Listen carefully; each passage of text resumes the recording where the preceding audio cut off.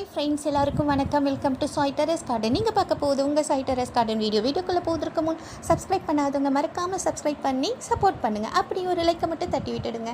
உங்களுக்கு health care, beauty care, cooking, garden, story time இப்படி அதிக ஆர்வம் இருந்தால் நம்ம சாய் டெரஸ் கார்டனை ஃபாலோ பண்ணுங்கள்.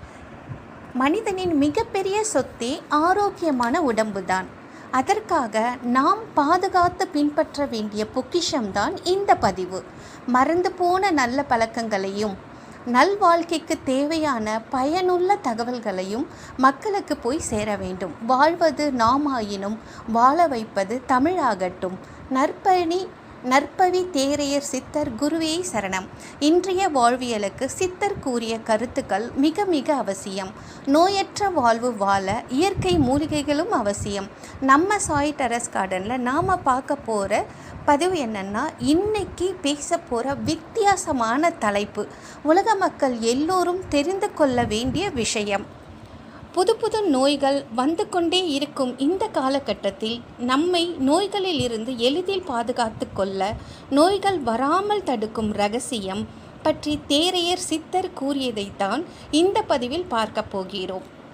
இந்த பதிவை முழுமையாக பார்ப்பவர்கள் எல்லோரும் மிகவும் அதிர்ஷ்டசாலிகள். தேரையர் சித்தர் விக்கலுக்கு ரொம்ப அழகாக ஒரு பாடல் எழுதியிருப்பார். அதாவது, 8 திப்பிலி ஈரைந்து சீரகம் கட்டு தேனில் கலந்து உண்ணு, விட்டு போகும் விக்கல் விடாவிடில் போத்தகம் சுட்டு போடு, தெண்டமும் தருவேன் நான் தேரனும் அல்லனே.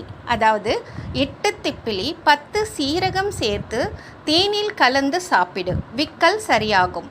அப்படி சரியாகலைன்னா மயில் இறகை சுட்டு இதோடு சேர்த்து சாப்பிடு.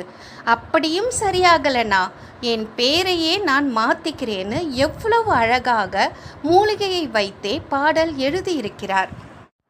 ஒரு காலத்தில் உணவுக்கு கஷ்டப்பட்டாங்க. உணவு கிடைப்பதே அரிது, அதுவும் நல்ல உணவு கிடைப்பதே அரிது. அப்போது உணவு கிடைக்காமல் நிறைய பேர் இறந்து போனாங்க. ஆனால் இன்று உணவு சாப்பிட்டே இருந்து கொண்டு இருக்கிறாங்க. இந்த காலத்தில் உழைப்பு ரொம்ப குறைந்து விட்டது.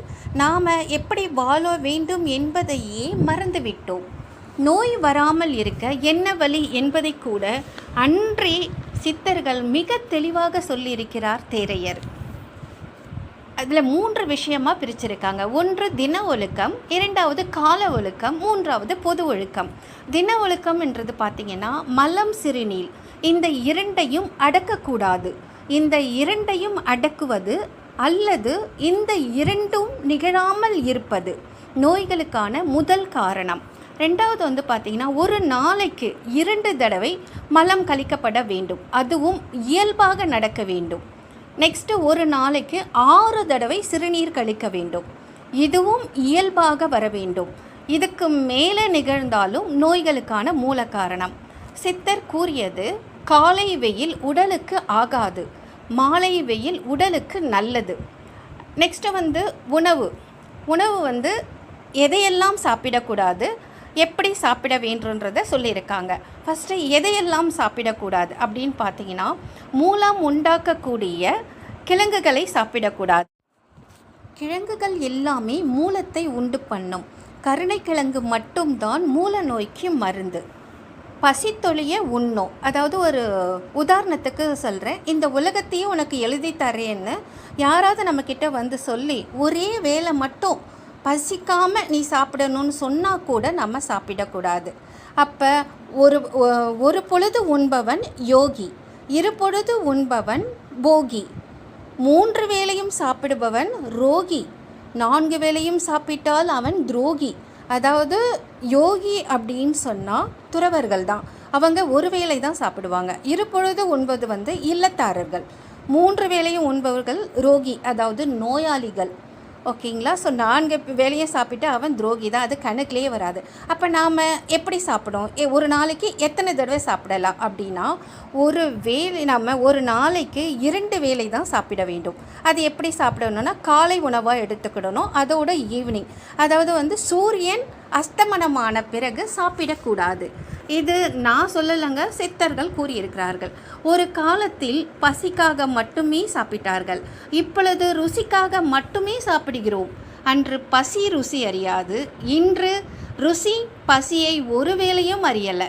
நாம் என்ன நினச்சிக்கிறோன்னா, நிறைய சாப்பிட்டா நம்மளுக்கு வந்து நிறைய ஸ்ட்ரென்த்து கிடைக்கும்னு நினைக்கிறோம். அதுதான் கிடையாது. நாம் ஜீரணமாகும் நிலையறிந்து சாப்பிட வேண்டும். கண்டதை படித்தால் பண்டிதன் ஆகலாம், கண்டதை உண்டால் குண்டாக தான் ஆகலாம். ஸோ நெக்ஸ்ட்டு வந்து பார்த்திங்கன்னா, நாம் இன்னொரு விஷயம் சொல்லுவாங்க. அதாவது உண்ணுங்கால் நீர் சுருக்கி மோர் பெருக்கி நெய் உருக்கி உண்பவன் பேர் உரைக்க போவுமோ பிணி. அதாவது சாப்பிடும்போது நீர் அதிகம் குடிக்காமல் மோரை அதிகம் சேர்த்து கொஞ்சம் நெய் சேர்த்து சாப்பிட வேண்டும். இப்படி சாப்பிடுபவன் பேரை சொன்னாலே அந்த இடத்தை விட்டு பிணி ஓடிவிடும். அப்போ அதே மாதிரி நெக்ஸ்ட் வந்து எப்படின்னா, முதல் நாள் சமைத்த கறி அமிர்தம் எனினும் அருந்தோ. முதல் நாள் சமைத்த கறி அமிர்தம் எனினும் அருந்தோ. அதாவது நம்ம முதல் நாள் சமைச்சிட்டோன்னா அன்றைக்கு சமைச்ச சாப்பாடு அன்றைக்கே சாப்பிடணும். மறுநாள் புதுசாக தான் சமைச்சு சாப்பிடணும். ஃப்ரிட்ஜில் வச்சுலாம் நம்ம சாப்பிடக்கூடாது. அடுத்தது வந்து பார்த்திங்கன்னா உறக்கத்துக்கு என்ன சொல்லியிருக்காங்கன்னா, பகத்துயிலோ தீபம் மைந்தா மரநிழலில் வசியம். அதாவது பகலில் தூங்கக்கூடாது, இரவு தீபம் பக்கத்துலேயோ இல்லைன்னா மரத்துக்கு அடியில் தூங்கக்கூடாது. அப்புறம் படுக்கும்போது எப்படி தூங்கணும்னா, படுக்கும்போது இடது கை பக்கம் தான் படுக்க வேண்டும். எவ்வளவு வருஷங்களுக்கு முன்னாடியே சித்தர்கள் எவ்வளோ அழகாக எல்லா விஷயத்தையும் நம்மளுக்கு சொல்லியிருக்காங்க இல்லைங்க. நெக்ஸ்ட் நம்ம பார்க்குறது புணர்ச்சி. பகற்புணரோ அப்படின்னா பகலில் தாம்பத்தியம் செய்யக்கூடாது, ஏலக்கூடாது. ஏலஞ்சோ குழலியரோடு பாயோதர மூத்த ஏலஞ்சோ குழலியரோடு இழுவையில் இருப்போம். அதாவது தன்னை விட வயதில் மூத்த பெண்ணோடு நாங்கள் தாம்பத்தியம் வைத்து கொள்ள மாட்டோம். நெக்ஸ்ட் வந்து ஒன்றை விடோம். அப்படின்னா ஒன்று என்பது என்னென்னா செமன். இதனை அதிகமாக வெளியிடக்கூடாது. சித்த மருத்துவத்தில் ஒரு கோட்பாடு உண்டு. அதாவது விந்து விட்டவன் நொந்து கெட்டான்னு சொல்லுவாங்க. ஸோ நெக்ஸ்ட்டு வந்து பார்த்திங்கன்னா, தாம்பத்தியத்தையும் கடவுள் அம்சமாக பார்த்தது சித்தர்கள் தான். மனதை கடந்தால் மனிதன், புத்தியை கடந்தால் புத்தன், சித்தத்தை கடந்தால் சித்தன். ஸோ நெக்ஸ்ட்டு வந்து பார்த்திங்கன்னா, நம்ம பார்க்க போகிறது கால ஒழுக்கம். கால ஒழுக்கத்தில் என்ன வருது அப்படின்னு சொன்னால், எண்ணெய் முழுக்கு 4 நாளைக்கு ஒரு தடவை எண்ணெய் முழுக்கு செய்து வர வேண்டும். எண்ணெய் முழுக்கு என்பது பார்த்திங்கன்னா, உடம்பில் உள்ள வெப்பத்தை சீராக வைத்து இருக்கும். உன் உடம்பில் எப்பொழுது வெப்பம் இருக்கோ அதுவும் ஒருவித நோய்தான். எப்பொழுது வெப்பம் குறையுதோ அதுவும் நோய்தான். உன் உடம்பில் வெப்பத்தை சீராக வைத்து இருக்க வேண்டும். எண்ணெய் முழுக்கு வெந்நீரில் தான் செய்ய வேண்டும். ஆக்சுவலாக நம்மளுடைய உடம்பில் வந்து வெப்பம் சீராக இருக்கணும் அப்படின்னா இந்த எண்ணெய் குளியல் வந்து ரொம்ப அவசியமான ஒன்று. நெக்ஸ்ட்டு வந்து பார்த்திங்கன்னா, நம்மளுடைய கண்களுக்கு சொல்கிறாங்க, விழிகளுக்கு அஞ்சனம் 3 நாளைக்கு ஒரு தடவை இட வேண்டும். அதாவது அஞ்சனம்னா வந்து பார்த்திங்கன்னா கரிசாலை மையின்னு நம்மளுக்கு நாட்டு மருந்தில் கிடைக்கும். அந்த கரிசாலை மையை கண்களுக்கு கீழ் இமையின் உள்ளே இட வேண்டும். அடுத்தது வந்து நாசி வந்து மூக்கில் வந்து பார்த்திங்கன்னா 7 நாளைக்கு ஒரு தடவை மருந்து இட வேண்டும். அதில் வந்து பார்த்திங்கன்னா சுக்கு தைலம் அப்படின்னு ஒன்று இருக்குது. அதுக்கு பதிலாக நம்ம வந்து சுத்தமான நல்லெண்ணெயை 2 நாசிலையும் வந்து பார்த்திங்கன்னா அந்த ஹோல்ஸ்லேயும் ஒரு ட்ராப் நம்ம வந்து 7 நாளைக்கு ஒரு தடவை சுத்தமான எண்ணெயை விடணும். ஸோ ஷேவிங் பண்ணுறதை கூட சொல்லியிருக்காங்க. ஸோ அதாவது பார்த்திங்கன்னா வாரம் ஒரு தடவை சவரன் பண்ண வேண்டும். ரொம்ப ரொம்ப முக்கியமான விஷயம், 4 மாதத்துக்கு ஒரு தடவை கண்டிப்பாக வேதிக்கு மருந்து சாப்பிட வேண்டும். அப்படி பண்ணுவதால் குடல் கழிவுகள் எல்லாம் வெளியேறிவிடும். அதில் வந்து என்ன மருந்து இருக்குதுன்னு பார்த்தீங்கன்னா, அகஸ்திய குழம்பு அப்படின்னு சொல்லிட்டு ஒன்று இருக்குது, சித்தாதிய எண்ணெய் அப்படின்னு ஒன்று இருக்குது. இதை வந்து நம்மளுக்கு வந்து பார்த்திங்கன்னா நாட்டு மருந்தில் கிடைக்கும். அது வந்து 4 மாதத்துக்கு ஒரு தடவை நம்ம அப்படி சாப்பிட்டோன்னா ஸோ நம்ம குடல் எல்லாம் சுத்தமாயிடும். குடலை சுத்தம் செய்யுங்கள், அதுவே உங்கள் உடலை சுத்தம் செய்துவிடும். குடல் சுத்தம் உங்கள் உடல் சுத்தம். ஸோ ஒரு எக்ஸாம்பிள் பார்த்தீங்கன்னா, ஒரு வண்டி இருக்குது. அந்த வண்டியில் என்ஜின் நல்லா இருந்தால் தான் வண்டி ஓடும். அதுபோல் தான் நம்ம உடம்பில் வந்து குடல் தான் என்ஜின். ஸோ அப்போ நீங்களே டிசைட் பண்ணிங்க, நம்ம குடல் வந்து சுத்தமாக இருந்தால் தான் நம்ம உடல் சுத்தமாக நல்லா இயங்க முடியும். அடுத்தது வந்து பார்த்திங்கன்னா 6 மாதத்துக்கு ஒரு தடவை கண்டிப்பாக வாந்திக்கு மருந்து எடுத்து சாப்பிடணுங்க. வாந்தி எடுத்தே ஆகணும் 6 மந்த்துக்கு ஒரு வாட்டி.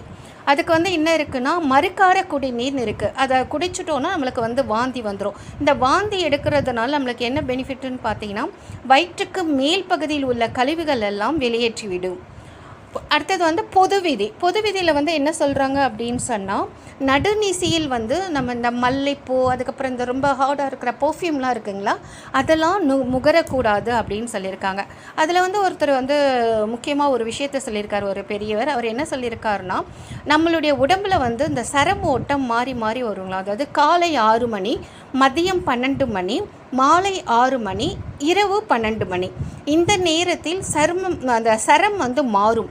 அந்த நேரத்தில் வாசனை பொருட்களை நம்ம நுகரக்கூடாது. அப்படி செய்தால் நம்முடைய மூளையின் செயல்திறன் பாதிக்கும். லாஸ்ட்டாக பார்த்தீங்க அப்படின்னா, நம்ம என்ன கடைப்பிடிக்கணும் அப்படின்னா, தெய்வங்கள், பெற்றோர்கள், ஆசிரியர்கள் அவர்கள் சொல்லுவதை கேட்டு அப்படியே நம்ம ஒழுக்கமாக நடக்க வேண்டும். இப்படியெல்லாம் நாம் நடந்தால் யமனுக்கு என்னங்க வேலை நம்மக்கிட்ட? நோய்கள் கிட்டவே வர நடுங்கும். எப்படி வாழ்கிறதுன்னு நீங்கள் தான் முடிவு எடுக்க வேண்டும். ஸோ கடைசியாக பார்த்தீங்கன்னா, மகிழ்ச்சி தான் வாழ்க்கை. அப்படி வாழ்க்கை மகிழ்ச்சியாக இருக்கணும்னா ஆரோக்கியத்தில் தாங்க அந்த மகிழ்ச்சியே நிரம்பி இருக்கு. ஸோ நெக்ஸ்ட்டு என்ன சொல்லுவாங்க அப்படின்னா, அழகாக இருக்கணும்னா முதலில் அதுக்கும் நம்ம ஆரோக்கியமாக இருக்கணும். அப்படி இருந்தால் அகத்தின் அழகு முகத்தில் தெரியும். நோய் இல்லாமல் 100 ஆண்டுகள் எல்லோரும் வாழ்வோம். இந்த பதிவு மிகவும் வித்தியாசமாக பயனுள்ளதாக இருந்தால் மறக்காமல் லைக் பண்ணுங்கள், ஷேர் பண்ணுங்கள், கமெண்ட் பண்ணுங்கள். இன்னொரு அழகான வீடியோவில் உங்களை சந்திக்கிறேன். நான் இது பாகம் 1 மட்டும்தாங்க சொல்லியிருக்கேன். இதில் அடுத்த பாகமும் வரும்.